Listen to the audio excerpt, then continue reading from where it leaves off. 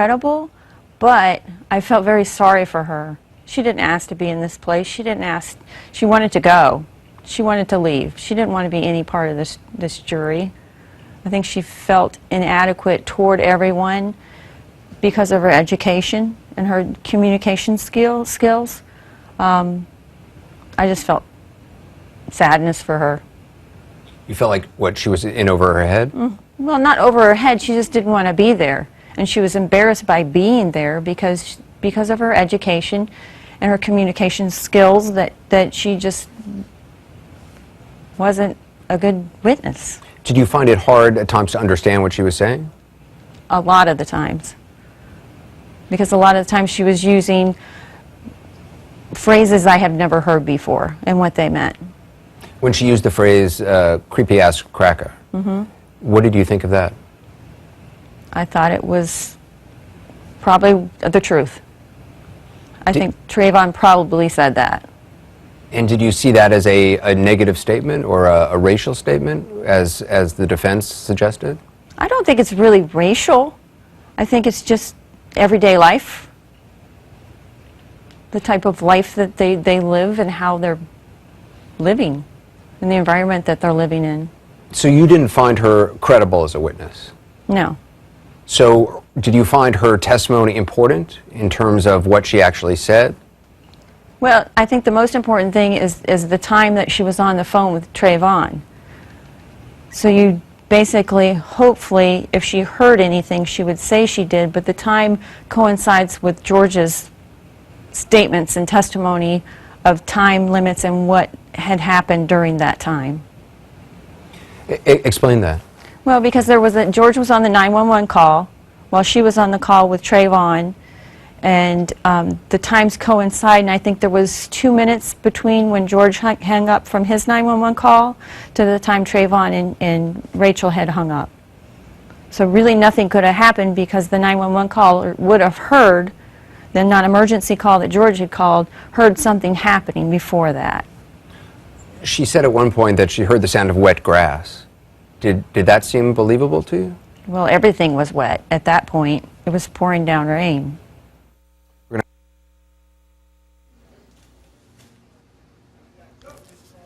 Hello everyone, I'm Doshon Farrad. Welcome to 30 Frames a Second. Today we'll be speaking with a representative of the new Black Panther Party, Mikhail Moshe Ayel, concerning his organization's position on the recent acquittal of George Zimmerman.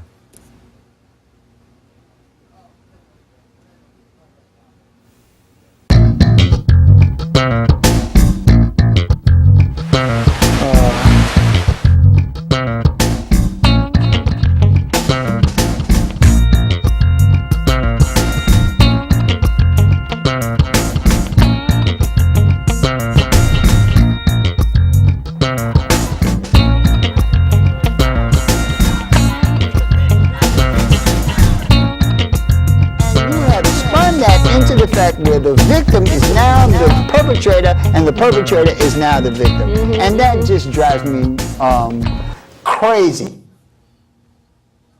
Good afternoon, everyone. I'm Doshon Farrad, sitting in for Nat Wood. You're watching 30 Frames a Second.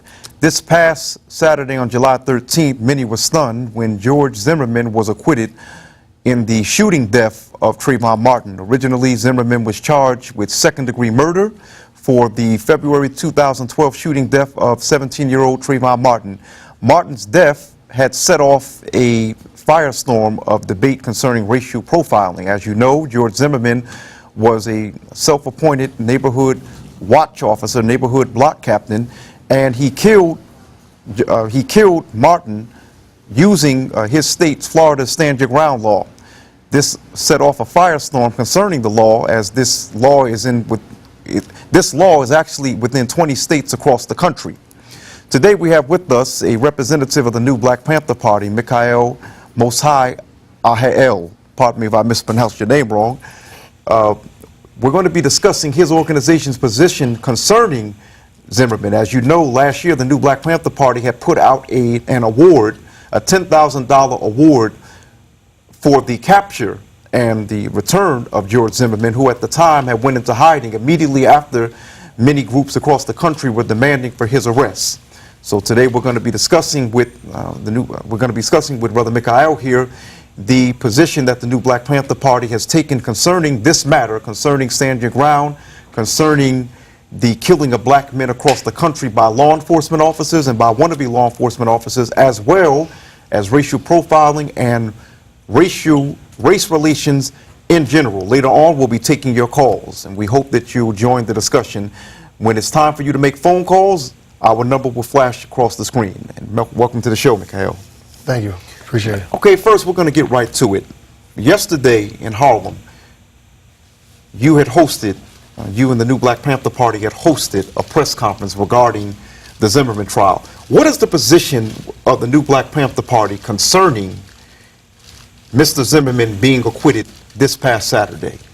We definitely deny, that verdict to the fullest. As far as meaning that verdict was, the whole world knows, that was impossible for a man to kill a young brother and get off with nothing at all. Not a single iota of a charge. And I'm hearing that he's getting his gun back as well.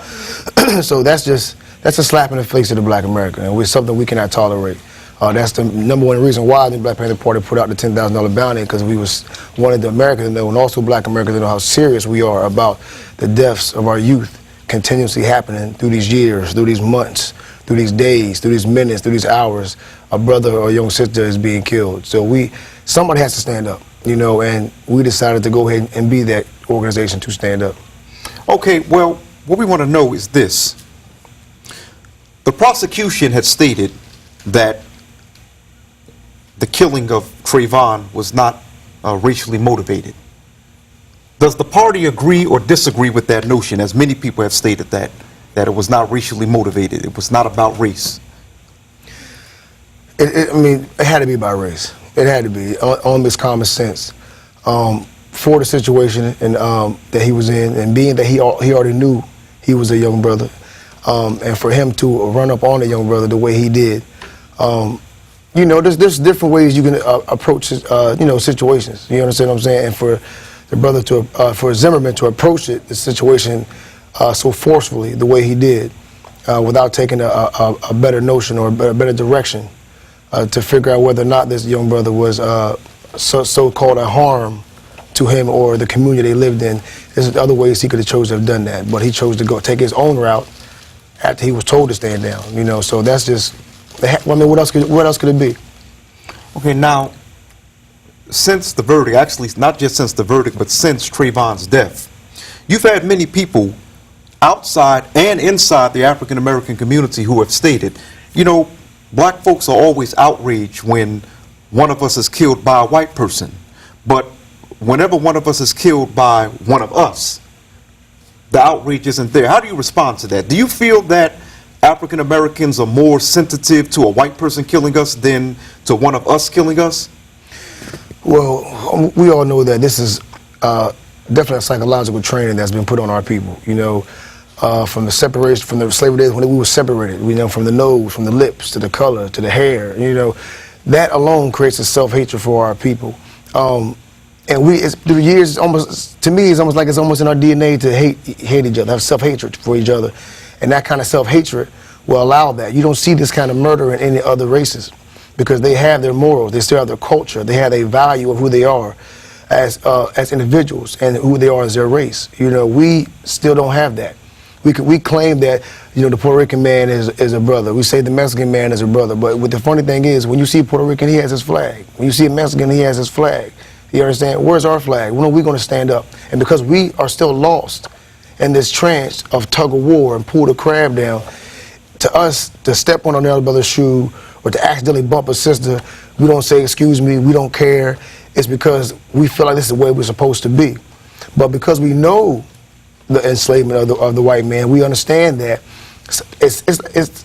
we get furious because we know the situation they're in. So I guess black people feel like, being the fact that they know what they've done, we know what they've done, and they can continue to kill our babies, and we know we don't have any power. Our power is limitless when it comes to divide and conquer, and this is what's going on with us. Okay, so then All right, you mentioned that. So then, are you agreeing then with Bill O'Reilly, who says that African Americans never raise an outcry whenever one of us is killed by another African American? Are you agreeing with that position? Because that's what Bill O'Reilly, as well as others on the right, have stated throughout this whole case since it took place over a year ago. So are you saying then, do you agree with Bill O'Reilly? That's what I'm asking you. That Well, I didn't get a chance to see his show and to really he said it several times, by the way. I don't listen to Bill at all.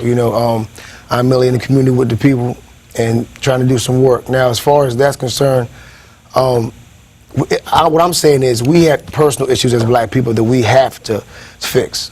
And the number one thing is education, you know what I'm saying? And us knowing not who we are as black people and us not having a self-sufficiency in our community, that unlocks us from who we are.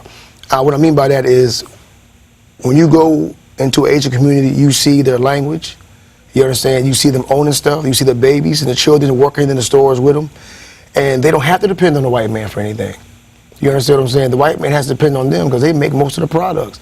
So when we as black people don't make anything, when we as black people don't have our own schools, we don't understand our languages, we forgot our morals, it makes it so hard for us to hold on to something that we forgot. When only thing black people can really focus on is what we've been taught in schools and for what our parents have been taught in schools. Okay, so tie this in then, how is that relevant to the killing of Trayvon Martin as well as the killing of so many African-American men across the country by mostly white law enforcement, but also by many black law enforcement? How does that tie in? Are you discussing the self-hatred, the disconnection from history? How is that relevant to the subject at hand? It's very relevant because what I'm saying is this. Now, considering the Trayvon Martin situation, when you have other races that feel that they're superior over us from what they've seen, a lot of them do certain things that you normally wouldn't see. I'll give you an example. Now that I'm originally from Virginia, of course we know what Virginia's about, one of the first slave states. To be honest with you, I've been through dealt with more of hatred from other races in California than I've had in Virginia. When we know, we know what was going on in Virginia. And what I mean by that is I had other races besides white, Asian, black, Mexican, so many different other races disrespect black people. I've never seen that before. I've never seen that hatred. Get out of our community. Why are y'all here? Y'all don't belong out here anyway. I'm not used to seeing that from other races. You understand what I'm saying? And it seems like being now that we are third-class citizens in the United States now, it seems like the lower we go, the lower respect not just Europeans, but other races will have for us, because it seems like we don't want to stand up for anything. So therefore, do you attribute that, or do you think that is the main reason why many have treated Trayvon Martin's case as a typical black man getting into trouble? In other words, using that as an excuse to justify his death? Yes, I really do. Because, but also this, our people, like you said, they're so used to seeing their brother get killed. And you know the funny thing is, if you look through history, and you see, the Emmett Tills, and we march. The Sean Bells, and we march. Every time a brother gets killed, the only thing we seem like we want to do is just march and hold up picket signs. And what can that really do? Now that actually wanted me, if I may interject, I was just going to ask you to address the recent demonstrations that have taken place since this past Saturday regarding Zimmerman's acquittal. You saying you live in the West Coast. Sunday night or Monday or yesterday night, yes. There was as they say, a violent uprising. Oh yes, okay. Now, I wanted you to. Yes, I was just. And I got a call yesterday, right after the press conference, and I got pictures sent to me showing. The first thing I seen was they shut down the 10 freeway, and they had a lot of people on the 10 freeway just walking, riding their bikes, picket signs. Similar to right here in New York. Similar to right here in New York. And then later on that night, yesterday night, I get a call saying that they are tearing up Walmart, the Walmart store, Crenshaw Boulevard. They're tearing up the McDonald's, and they're all on Crenshaw Boulevard. Now, me personally, I'm not there. I can only tell you what I've been hearing. But it seems to me as if we're in our own communities, tearing up our communities once again, which to me doesn't make any sense. Now, again, I'm not sure for a fact that that's what they're doing, but Crenshaw Boulevard, that Walmart's in our community. Okay. Not saying that not saying that Walmart's our friend. Now they're telling Walmart, hey, it is what it is. Okay, now when you say you're criticizing many African Americans for tearing up their own communities, so is the new Black Panther Party then advocating that perhaps you should go to white communities and destroy their communities? No, we're not advocating that. What we're advocating is think about what you're doing. We all upset. Trust me, we all are upset, and we're trying to find many ways to organize intelligently, so to take back our communities. But to destroy your community that's already in distraught, you're making it harder for us as black organizations, black people, to rebuild up that's been destroyed for years. So it doesn't make any sense to destroy your own. To be honest with you, I couldn't really tell you what to tell Black America to do as far as when it comes to violent riots. That's not my job to give any kind of suggestions on that. But what I will tell you, what we as New Black Panther Party will be doing is definitely organizing, uniting with our people, creating ways that so our people will be able to be self-sufficient. You understand? And to me, and have our own schools, our own education. These are number one things. Again, if we have to keep dependent on others, we won't have that self-pride for ourselves and care about our own community. So we won't tear it up. You understand what I'm saying? For example, in Watts, California, Jordan Projects, I had the idea that if we had set up a meeting with a lot of the people in Jordan Projects, that we gave them an option to where there's something in the community that they need it fixed. For example, if there's a bump on the road that is tearing cars up, if there's a park that needs to be built for the children so they don't have to be in the streets. You understand what I'm saying? We were trying to give them options. It was just an idea to give them some options of things in the community that they really want change, that they can change. And then my next question is, okay, all right, give our people some options so that they can change their community. Then we make them pay for it. When I say make, not make them, but give them a chance to say, listen, for example, the bump cost, just give me an example, the bumper cost to fix the road costs $1,000. Say the park, the playground's gonna cost us $1,500, okay? Whatever case may be, and they say, well, listen, what do y'all want to fix? And they say, well, listen, we really need a park for the children, because we don't want the children to be out in the streets and get hit, or whatever case may be. Okay, it's $1,500. Everybody put $1 up in the community, and we'll put the remaining rest. Okay. Now just think for a second. If the community was able to everybody in the community was able to put up $1 to see something built to help their children, right? And they know now that their money helped put that there. I guarantee you, they will not let anybody just come walk on their park, playground, or just be smoking or do anything to disrespect something that they know they put their money on. Okay, well, moving on from that. Recently, the Department of Justice said that it would file a civil suit against George Zimmerman. President Obama yesterday had came out with a statement. He didn't address race at all, but it was a fairly safe statement. And he had actually received criticism from many black activists, one particular here, I believe yourself. I believe it was you that criticized President Obama yesterday at the press conference. He decided to make it about gun laws. That was the criticism. He said that we need to, this is an example of how we should control gun laws. What is your assessment of the president's dealing with the federal government, or the president's dealing with this situation? Do you feel that he has done enough to address this? Not at all. Not at all. If that was the case, Zimmerman would be locked up at this time. I mean, you have too much evidence. You have too much evidence and proof. It doesn't make any sense. And we was not tried by a jury of our own peers. Actually, that's what I was going to ask you next then, but what I'm going to say is, so do you feel that the president could have done what I'm going to ask is this. One, do you feel the president could have interjected more? And two, how do you feel about the prosecution? I mean, cool, he's the president. How could he not interject more? I mean, he said himself that Trayvon looked like he could be one of his children, or he could be his son.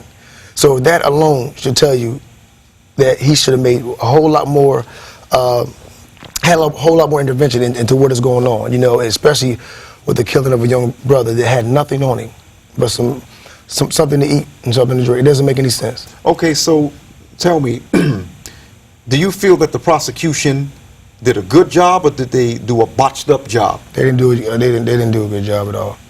Not at all. Because Zimmerman would be in jail. What do you feel then that the prosecution could have done different or better? Like I said before, had a jury of their own peers. Them jurors up there, I really don't think could understand what it is to be in these type of situations, to be black and not to they have to deal with these daily struggles that our youth have to deal with. You know, just to walk on the streets, just to get education, just to get a job. You understand? Just to maintain in life, not to be stereotyped because we have a hoodie on, not to be stereotyped because our pants might be a little bigger than the normal size pants, whatever the case may be. We have, we've always been targeted from day one. From day one, we always a major target. So I really just, like I said, if we were tried by a jury of our own peers, it'd have been so much easier for the people to see and feel the pain, because there's no way in the world. There's no way in the world. And like I said again, it's just a slap in the face to the black nation. Has the new Black Panther Party made an effort to contact at all Trayvon Martin's parents? To be honest with you, I'm not sure. Again, I've been here in New York since for the last month now, helping to push the Million Youth March, trying to free our major three brothers that's incarcerated at this time, or two out of the three is incarcerated at this time. Now, okay, well, the reason I asked, I'm sorry to cut you off because we have to move along. The reason I asked because recently, I believe it was yesterday, I saw your national chairman, Attorney Malik Zulu Shabazz, state that Trayvon Martin's family was scheduled to be in attendance at this year's Million Youth March that your organization is planning. Okay. That's why I had to ask, and I wasn't sure if it had been confirmed. Oh, okay. Well, like I said, that's something that I didn't get a whiff of at this time. But if the national chairman has said it, then I'm pretty sure that's what's going on, and I'm pretty sure that's what needs to go on.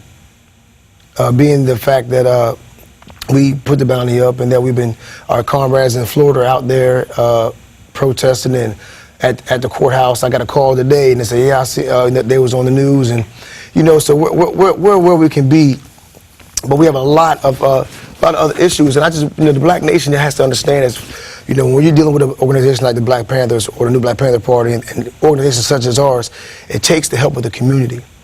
It really does take the help of the community so we can move forward to heal our community. You understand what I'm saying? So it's a lot of work to try to heal a nation of people that don't know who they are. Now, yesterday, while you were addressing the press conference, you had stated several times that Black America is under attack, and I've actually heard Attorney Malik Zulu Shabazz say the same thing on occasion. I've interviewed him, I've covered certain events that he's done. When you say that Black America is under attack, and that the Zimmerman trial is an example of that, under attack from who? That's what many people want to know. Whenever people hear many black activists say that Black America is under attack, they want to know, under attack from who? Under attack from the government. Under attack from white supremacy. Under attack from anybody, any individual that hates to see the black man and black woman rise to who they're supposed to be, who they should be, who we are. You understand? And it seems as though everybody loves our music. They love the way we dress. They love the way we talk. You understand? They love the way we entertain them, and they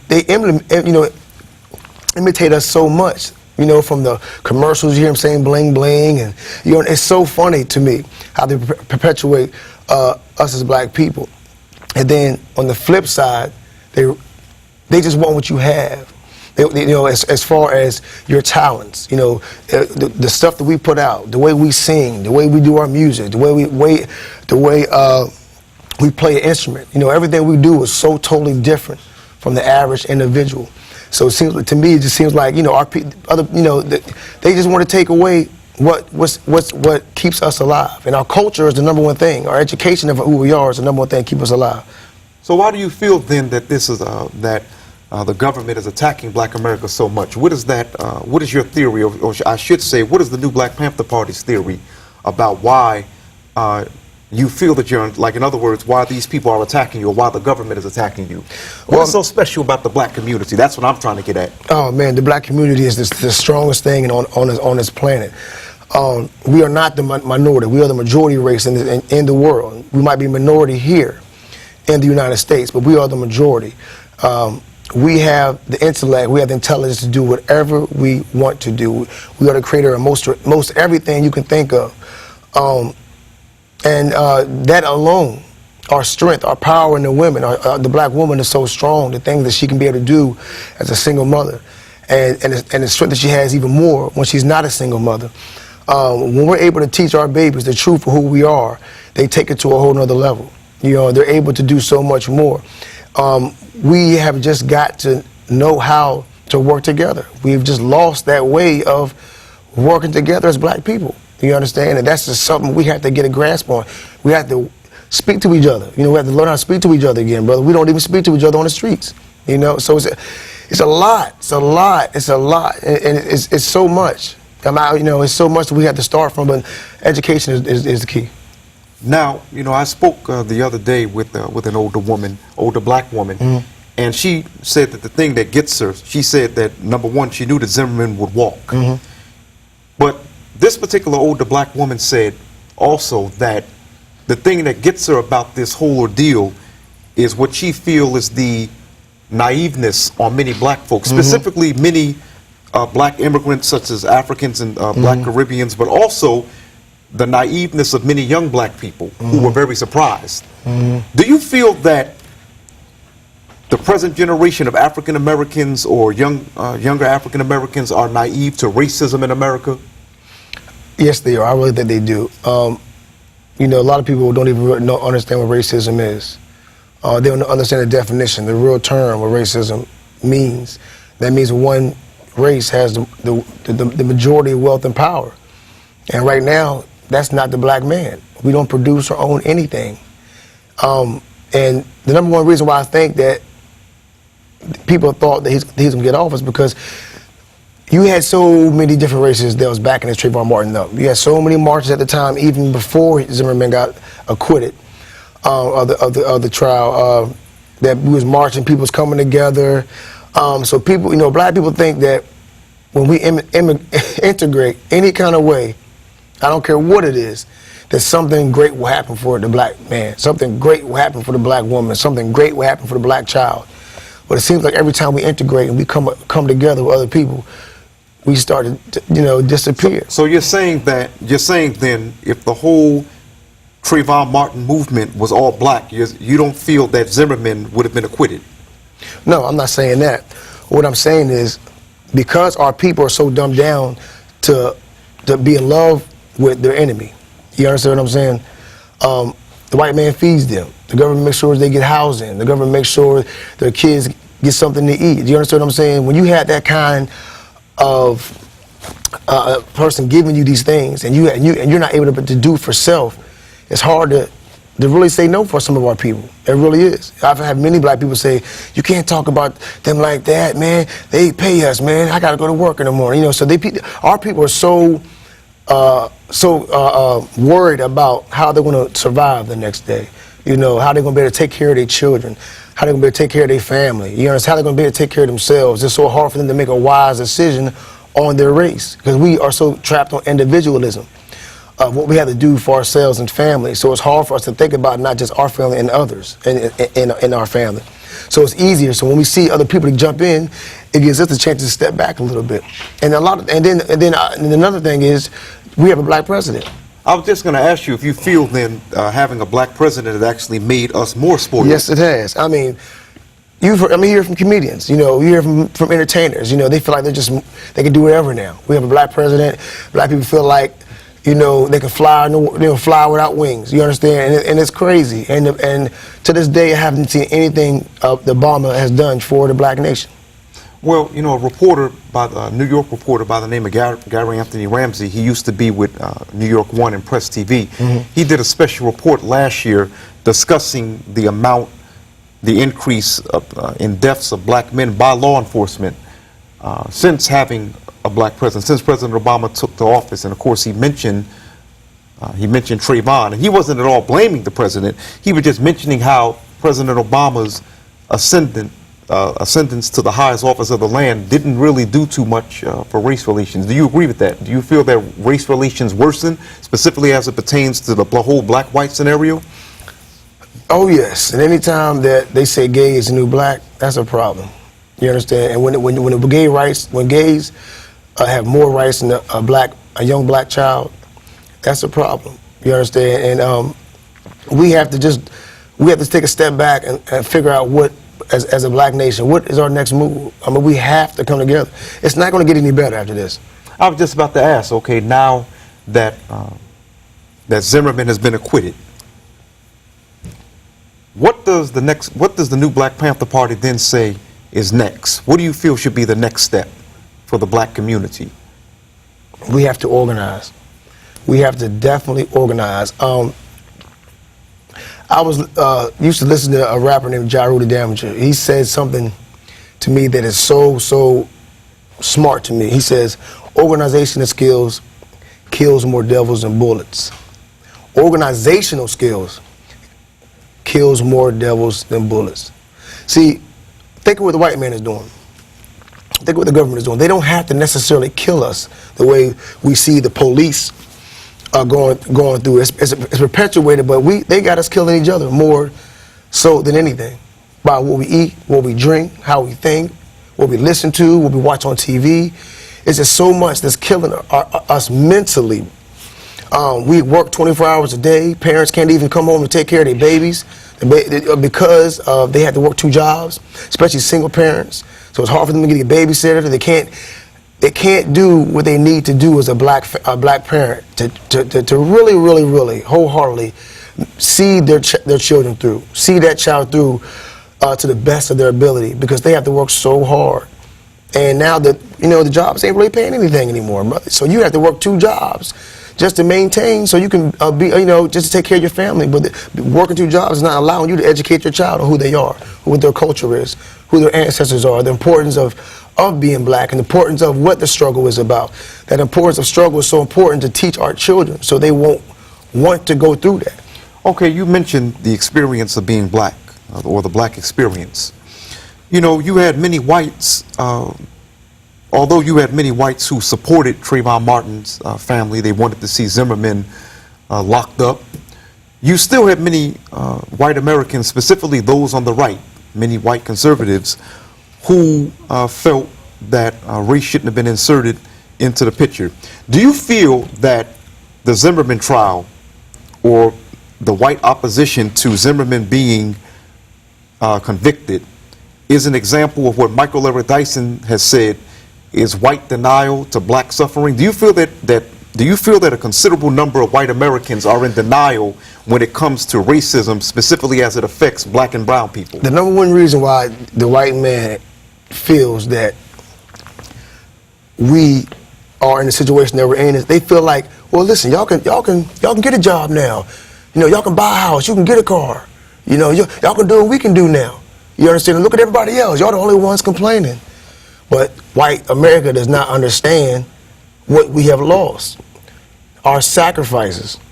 You understand? It's in our DNA now. That suffering is in our DNA. So how do you teach? How do you teach a people that have been inflicted by religion that's not theirs? How do you teach the people that's been inflicted by a process of thinking, a psychological thinking, a slavery mentality thinking, that's never been that way before in their life? And when you have a parent that's been that way and teaches their child to be that way, and their child teaches their child to be that way, and their child teaches their child to be that way, we have a cycle of ignorance.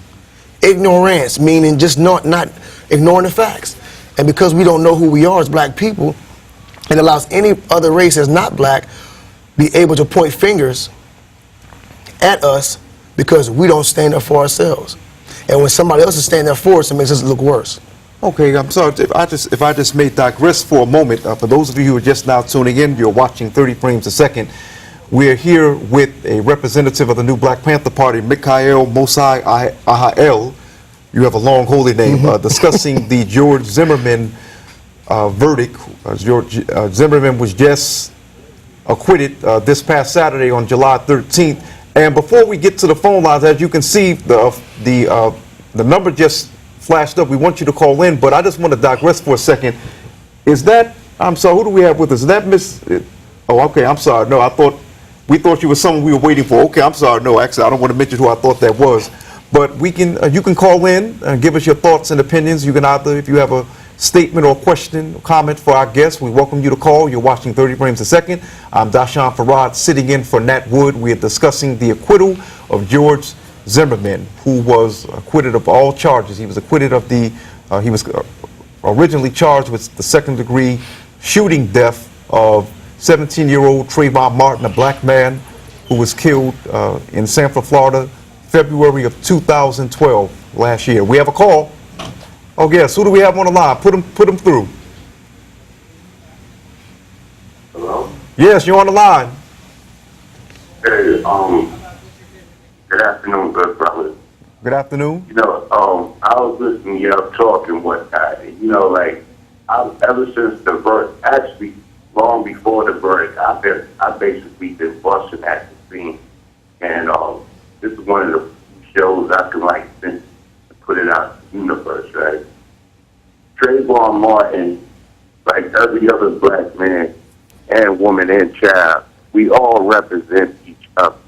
You know, when I was listening to the interview with that Europe, she was basically letting us know how all white folks felt about all black folks and whatnot. I don't want to generalize it with all white folks, but there's a segment of white folks in this country and whatnot. Oh, can we raise the volume up a little bit? Was elected, they felt like they kind of lost control of their destiny or their country and whatnot, and they wanted it back.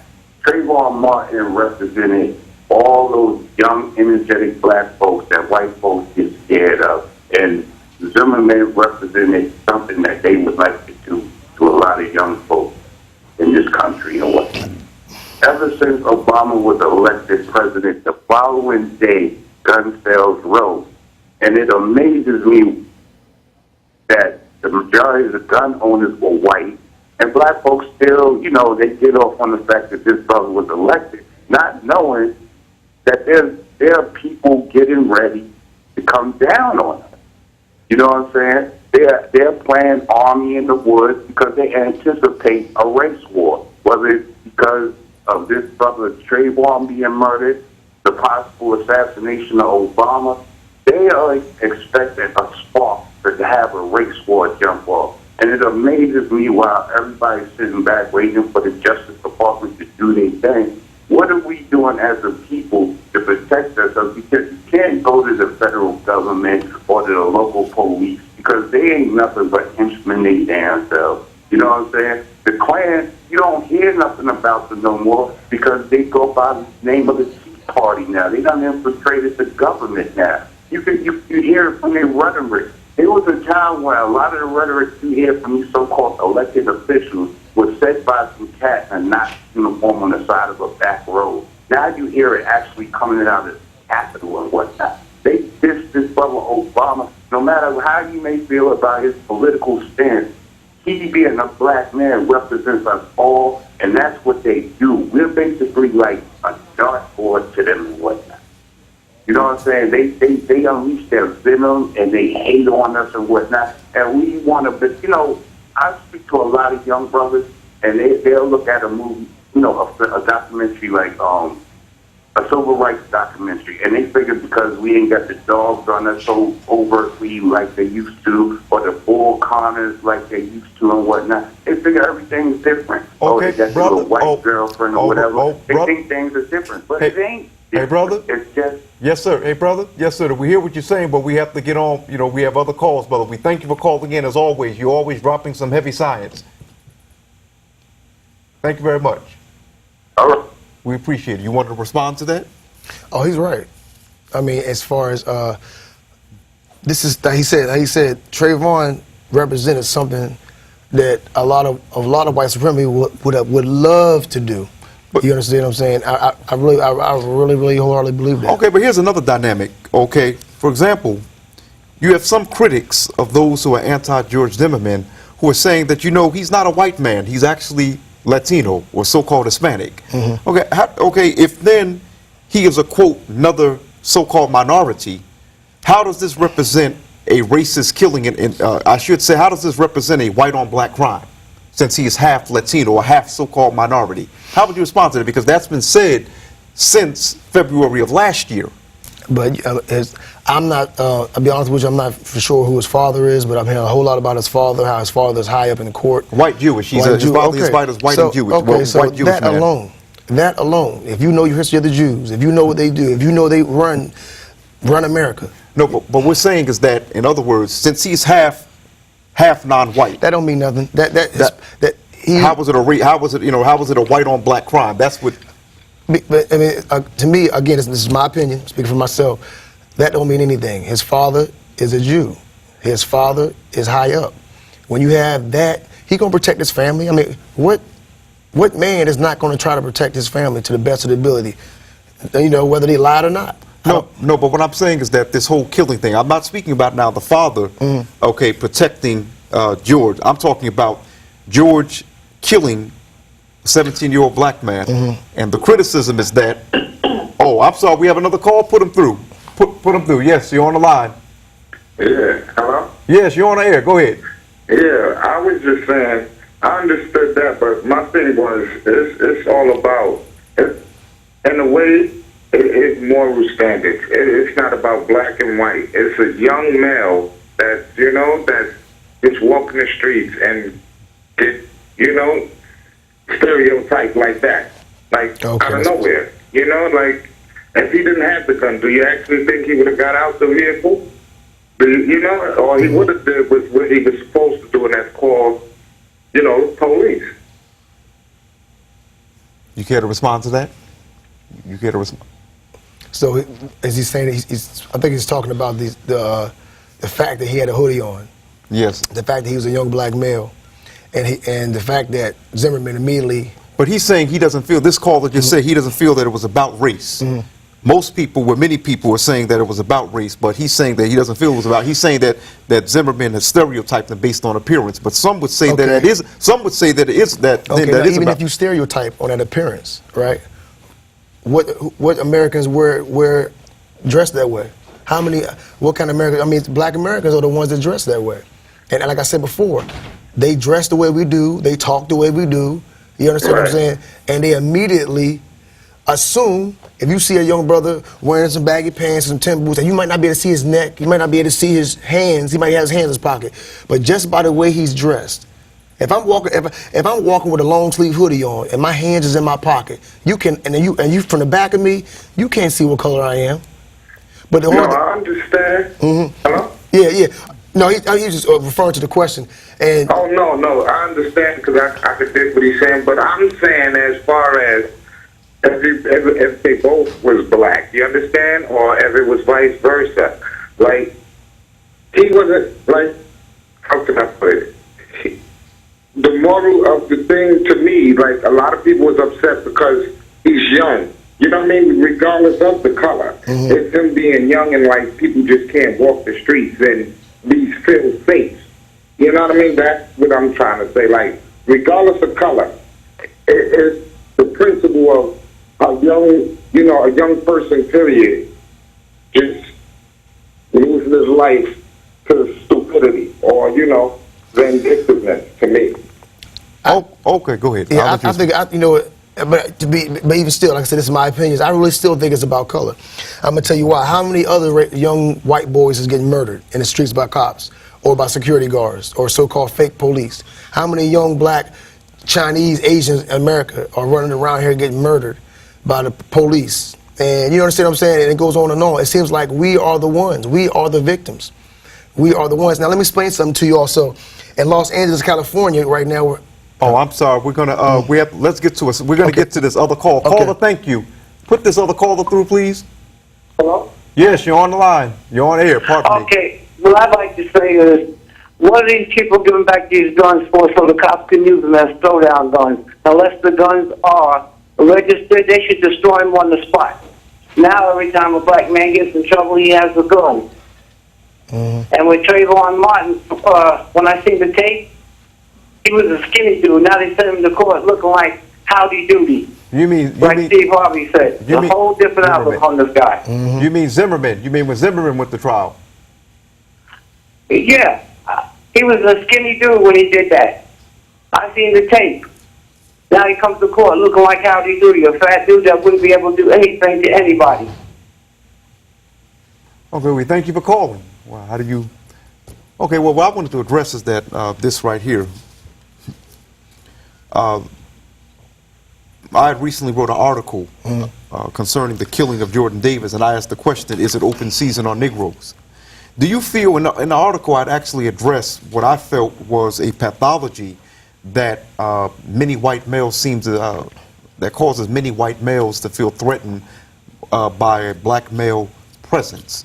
Okay, would you agree with that? Do you feel that there's something about young black men, as Dr. Jawanta Kunjufu stated, encountering the conspiracy to destroy black males, that causes a lot of folks, even within our own community, to feel threatened, but specifically white men? Of course. I mean, like I said, again, you hear it in your voice. You hear it in the voice, the tone of a brother. You understand his seriousness. You see his strength. Hold on. Yes, sir. Oh, I'm very sorry. We have another call. Put that call through. Put that call through. Hello? Yes, you're on air. Hello? Yes, you're on air. Welcome to 30 Frames a Second. Yeah, you know, I'm hearing people try and like intellectualize this, but oh, it can't be rape. It makes me feel like they only been listening to part of the story.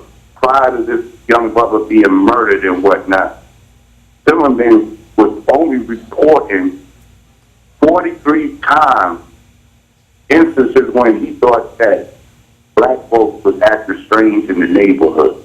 You know, he felt like he had to put on the Cape Crusaders, you know, taking upon himself to redeem a white woman's honor after her house was broken into. You know, and when he took on that role, what did he do? He started calling every time he called himself seeing a black person. 43 times he called different black folks. You know what I'm saying? How is that not about race? It was a premeditated murder, as he actually went and studied for the stand your ground. He took classes. He knew what he was about to do. You know what I'm saying? And he, you know, the one thing I'll say, his attorneys are so good. They done got everybody all twisted because their perception of things. Because, you know, I was like saying, all right, if this brother's wearing a hood and everybody's feeling some kind of way about him, what about all them bald-headed white men that was in that courtroom? How many of them were Klansmen or neo-Nazis then? Since we were basing things on appearances and whatnot, you know what I'm saying? It just boggles my mind how some people want to be above this race thing when, yo, accept it. If people do not like you, no matter how many women you school it is, how many clubs you go to there, how many friends that you have and whatnot, they are hardwired to look at you as being something, a devilment. People need to get up on their history and they'll understand that, yo, we've been doing this for 400-500 years and whatnot. We ain't gonna fully recover in this country for another 400-500 years. We still in the process, and until them people stop putting their foot on our necks and whatnot, it's gonna happen again. Okay. Peace, y'all. Thank you. We appreciate it. We're going to get to this other call.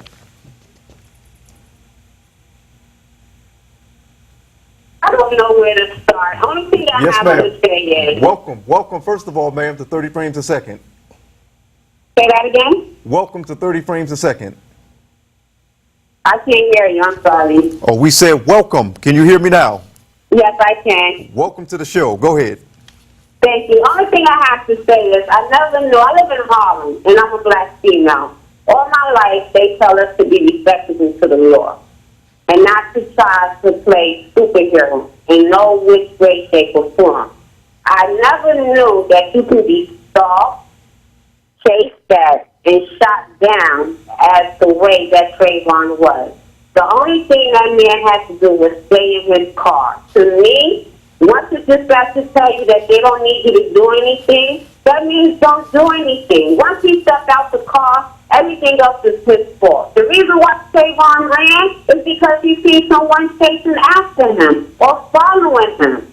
So they're going to say that this man had every right to kill someone who was actually sticking up for himself because someone was following him.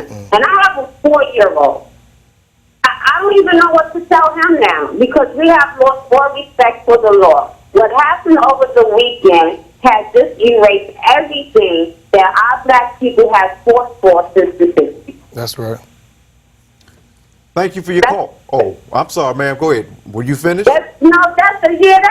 It's just sad that this man is not even going to jail for a misdemeanor, for manslaughter, for nothing. I never thought he was going to jail for murder. I just thought that they would have gave him something. He has to pay for what he did. What he did was not only wrong by law, it was wrong morally. And that's all I have to say. Thank you for your call. Thank you. So do you feel then, early in the show I had asked you about the recent demonstrations, some of the uprisings that have taken place since Saturday. Do you feel that these demonstrations or uprisings will get worse, or I should say will get violent or even dangerous? In other words, do you feel that this is a volcano getting ready? Do you feel that there's a volcano getting ready to erupt? That's kind of hard to say.